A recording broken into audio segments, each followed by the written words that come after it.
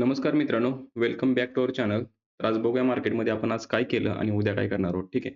तर आज मार्केटमध्ये ओपनिंग फ्लॅट झाली, ठीक आहे आणि त्यानंतर हा सेल ऑफ झाला. त्यानंतर आपण एक पुल बॅकचा वेट करत होता, जो की आपण मल्टिपल अटेम्प्ट केले तर सीईसाठी म्हणजे ट्राय केला, की बुलिश कॅन्डल फॉर्म होईल म्हणून.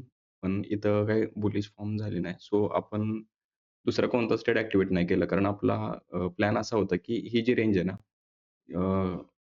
कोणती बजेटची जी रेंज आहे ना, ह्याच्यानंतर हा एक अपसाइड आपल्याला मूव्ह मिळेल असा आपला प्लॅन होता. पण तो काही वर्क नाही झाला. हे साइडवेज गेले. ह्याच्यामध्ये काही ऑप्शन बायरसाठी काही असं काही हे नव्हतं, आउटपुट मिळत नव्हतं. जो काही मूव्ह झाला तो पहिल्या 2 कॅन्डलमध्येच झाला. म्हणजे जवळपास 126-25 पॉइंटचा 2 कॅन्डलमध्येच मूव्ह झाला. सो आपण इथं कोणताही ट्रेड ॲक्टिव्हेट नाही केला. इथं बुलिशसाठीच आपण प्लॅन करत होतो. रेडी तयार झालेलो. पण आपल्याला कन्फर्मेशन मिळत नव्हतं. ठीक आहे. तर मग आपण इथं आज दिवसभरात कोणताच ट्रेड ॲक्टिव्हेट नाही केला. ठीक आहे. आणि त्यानंतर दुपारनंतर मी सुट्टीच घेतलेली. म्हणजे मी ठीक आहे. तर उद्यासाठी आपण प्लॅन करूया. उद्यासाठी आपला जो सपोर्ट आहे तो हा आहे. ठीक आहे. रेझिस्टन्स जो आहे तो हा आहे. ठीक आहे. आपलं पहिलं टार्गेट उद्या ओपनिंग कुठं होतंय ते महत्त्वाचं आहे. उद्या गॅप ओपन झालं तर वेल एंड गुड. तर उद्या व्हॉलटाईल डे असणार आहे. पहिले 15 मिनिटं तर व्हॉलटाईल असणार आहे. कारण हा जो मूव्ह आहे ना तो अपसाइडला आहे. इथं जर समजा फ्लॅट ओपन झालं अ, तर एक एक एक काम करतो, प्लॅन करतो. ठीक आहे. फ्लॅट ओपन झालं तर हे पुलबॅक आणि कंटिन्यू मिळेल. त्यानंतर एक रिव्हर्सल, शार्प रिव्हर्सल पण मिळू शकतो. ठीक आहे. त्यानंतर हा पहिला प्लॅन आहे. ठीक आहे. दुसरा प्लॅन सांगायचं झालं तर समजा मार्केट इथे एकदम गॅप ओपन झालं. तर हायर हाय निघाल्यानंतर जर आपण बुलिशला जाऊ शकतो. ठीक आहे. बुलिशचा पहिला रेझिस्टन्स आपला हाय 915 आपलं हे पेंडिंग 2 दिवसाचं टार्गेट आहे. म्हणजे ह्या दिवशी पण आपलं हे टार्गेट नाही मिळालं, आज पण नाही मिळालं. ठीक आहे. तर उद्या मिळण्याचे चान्सेस जास्त आहेत. आपलं एक एक्स्पेक्टेशन आहे, की उद्या आर पॉलिसी आहे. ठीक आहे. तर रेट कट करतील, ही असं एक्स्पेक्टेशन आहे आपलं.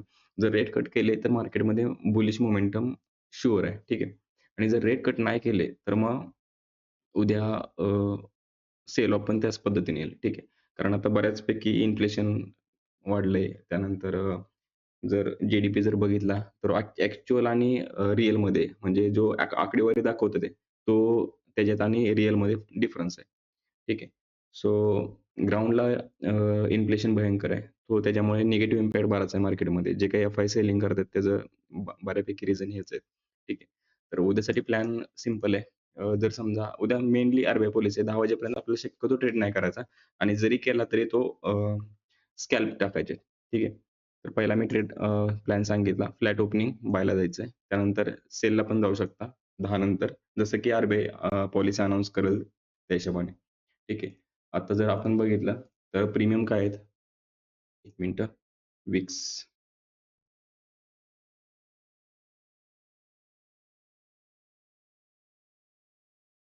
14.18 आहे. ठीक आहे. तर उद्या विक्स जर ड्रॉप झाला तर ऑप्शन बायिंगमध्ये जरा प्रॉब्लेम आहे.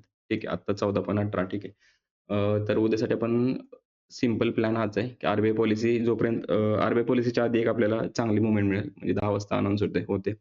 10 वाजता जर आपण एक बुल ट्रॅप किंवा बिअर ट्रॅप हा एक ट्रेड बनेल, तर तो आपण कॅप्चर करायचा प्रयत्न करणार आहे. कारण आपल्याला ह्या दिवशी मूव्हमेंट नाही मिळाली प्रॉपर, ह्या दिवशी पण नाही आणि आज पण नाही.